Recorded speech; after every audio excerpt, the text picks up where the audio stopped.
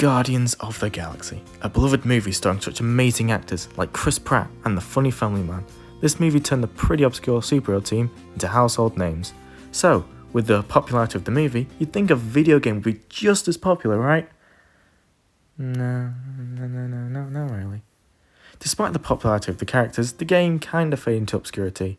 But I will not stand for this. I will be the change this game needs. I will preach this game like the Holy Bible. You mark my word, motherfucker. So, in this game, you play as this asshole who looks nothing like Chris Pratt and has bad dreams about his mother who was given the Uncle Ben treatment. You're woken up by this handsome chap and are on a mission with your fellow Guardians to catch a monster and sell us to this woman named Lady Hellbender. Only to accidentally awaken a space demon and it kills the monster if it happens. So, after awakening the space demon, you're captured by the Nova Corps because you trespassed on the Forbidden Planet, you fucking criminal scum, bitch-ass motherfucker. You capture this one cop who Peter slept with 12 years ago, and she has a daughter, who's 12 years old. What? So, you're told to pay a fine or your ship will get disabled. So, you decide to rob the fucker who employed you in the first place. Like, bitch, what the fuck? She was trying to help you. Anyway, I think she was evil. It's fine. No consequences. But hey, you know what space demon you're working? There are consequences to that, because there are a bunch of space cultists who've taken over Nova Corps and possessed Nikki, who was the daughter. Fuck, I forgot the name. Her name was Nikki. Yeah, possessed the daughter, and now you gotta stop them.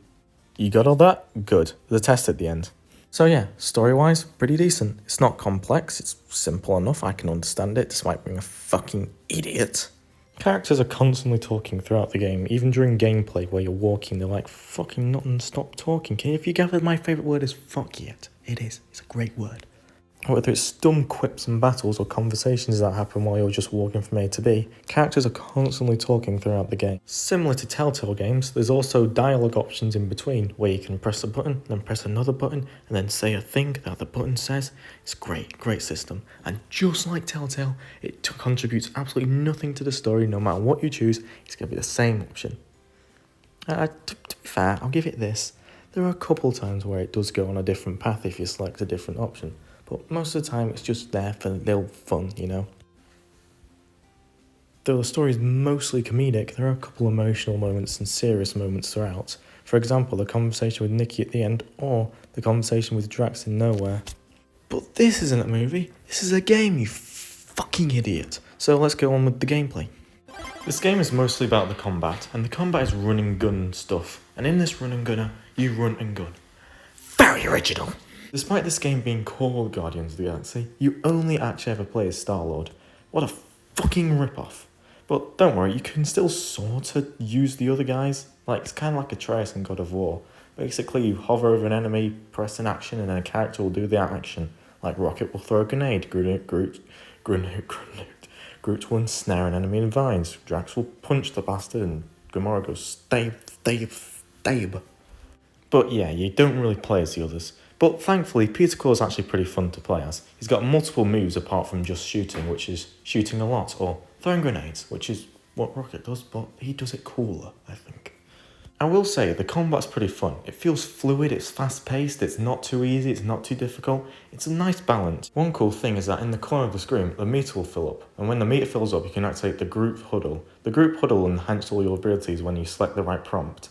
And also plays music in the background, which is, you know, it's nice. It's actual proper, like, not video game music, it's actual proper 80s music.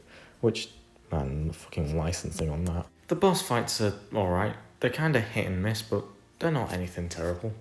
Other than the combat, there's like 1 or 2 puzzles, and they're kinda, well, shit. And there's a couple of platforming sections, but that's really it. You're only here for the combat and the story, but we already covered the story in case you were stupid and forgot. There's also a couple of parts where you're flying around in a ship and shooting things, so they're always good. So yeah, gameplay, solid. But what about when you're finished with the story and want to do other stuff?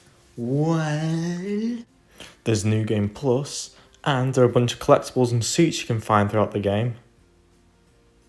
And that's it. For what it is, it's not terrible, but I would have liked more. So, in conclusion, this game's good, and fuck you.